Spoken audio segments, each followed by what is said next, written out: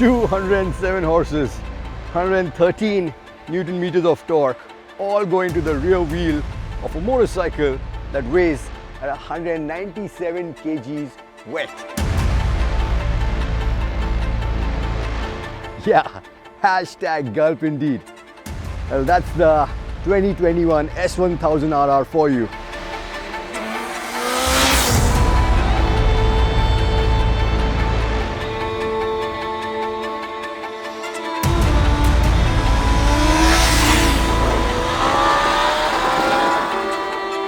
And those mind-bending numbers, they obviously have track weapon written all over them.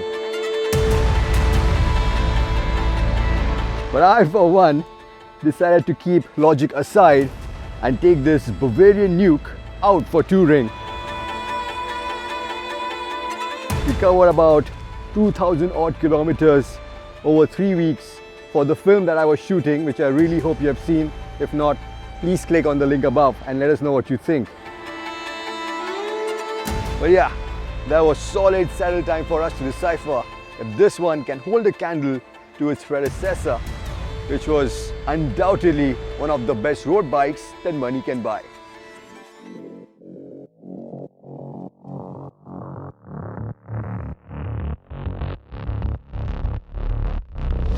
Now, this is the most amount of time I've had the pleasure of spending with a superbike, right? So you can imagine my excitement.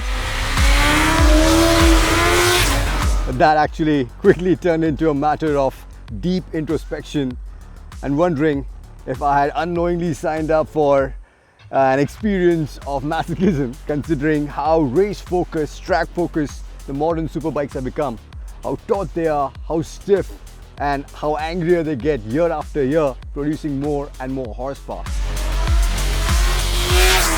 So, a silent prayer and 100 kilometers after starting my journey, I was luckily again beaming from ear to ear, knowing that the new S1000RR had my back and wasn't gonna bust my balls.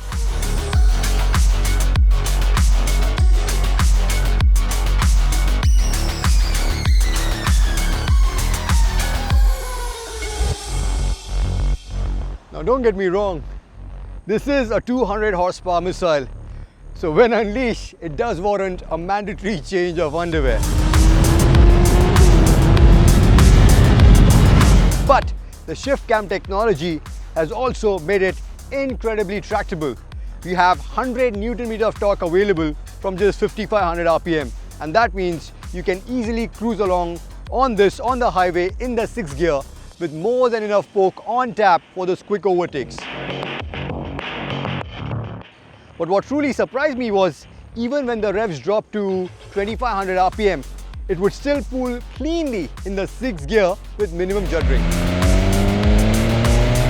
And I think it was this ability to ride along pretty much everywhere in 6th gear that allowed it to return a fuel economy of, wait for it, 20 kilometers per litre, extending its range to 250 kilometers from its 16.5 litre fuel tank, which I think is incredible.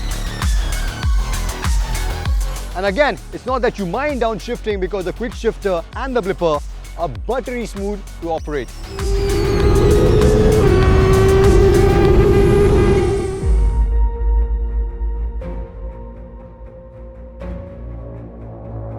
The other thing I noticed was the heat management. Now this is a high-strung superbike, so of course it heats up. But you can feel the system kicking in around 101 degrees and keeps the temperature in check up to 104, even if you're standing still or stuck in stop-go traffic. Which I think is quite commendable for a superbike running such high compression ratios, because I was not expecting that. The same way I did not expect the ergonomics to be as accommodating on a superbike. I think BMW have nailed it in terms of finding that sweet spot between being aggressive enough to help you attack corners, at the same time being upright enough to be easy on your wrists over long distances on the road. I also love how there's so much room to move around, and the seat is undoubtedly the best I've experienced on a superbike. Hell, I'll say it's even better in some of the seats I've experienced on adventure bikes. It has the right amount of foam, is the right width, the right size to keep your butt ache-free despite countless miles on the road.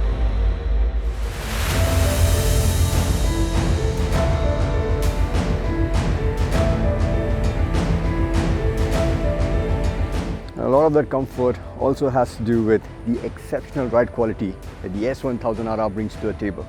Now, I encountered all kinds of surfaces from Pune to Goa with really grippy tarmac to absolutely no roads in the forest.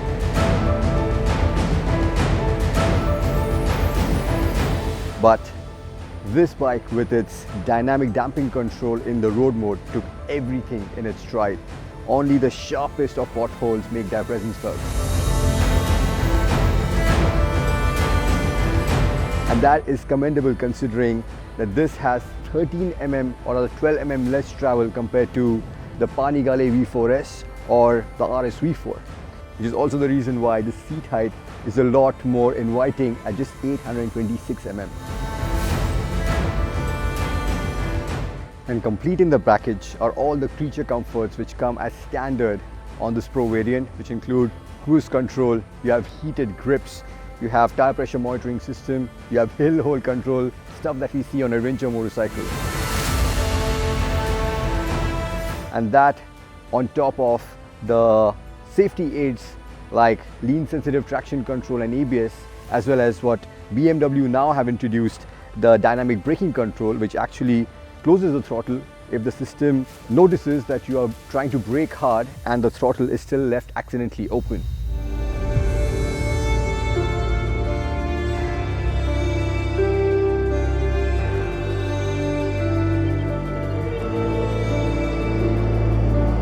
Now, as good as it all sounds, there are a few chinks in its armor. Now, for a motorcycle which is packed to the T with electronics, I'm really surprised how the switches aren't backlit, so you have no idea what you're pressing in the dark. Also, the ground clearance at 120 mm, especially with the bigger, fatter catcon, is quite poor, making the underbelly of the exhaust susceptible for damage on our tall speed breakers. Also, the turning radius is quite long, as is the case on most superbikes, making U-turns a pain in the butt. And also the windscreen can definitely be taller because it only provides you protection against the wind when you're fully tucked. And also, as was the case with the previous generation S1000RR, this one too, you can feel the vibes kicking in around 4500 RPM, settling down and again making their presence felt in the higher revs closer to the red line. Now, you can get around this problem by riding in the higher gear, but there's no respite for the mirrors, which aren't damped for vibration, and they keep rattling the entire time, giving you a distorted view of what's happening behind. But if you can live with all of these quirks, this one definitely takes forward the legacy of being an exceptional road bike and really surprised me by its versatility. No, it definitely cannot compete against the Kawasaki ZX-10R in terms of pricing. But for this Pro variant, which gets pretty much everything other than the carbon wheels, the lithium-ion battery and the M seat, I think for 21.4 lakhs, it offers really good value because it still undercuts its European counterparts by a good margin.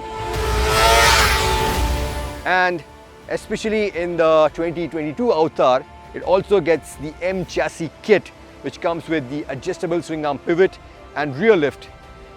So I'm really looking forward to riding it on a track, more so because I've also been told by BMW that there have been quite a few updates to the dynamic damping control, which now intervenes less in the race pro modes, giving you more control over the suspension setup. Now, if they've actually gone ahead and done that, this undoubtedly has the makings of perhaps the most well-rounded superbikes that you can buy today. But there you have it, guys. Those are my impressions on the BMW S1000RR. Let me know what you think of this video. If you have any more comments, questions, hit them in the comment section below and I'll get back to you as soon as possible. Until then, ciao, subscribe and turn on the notifications.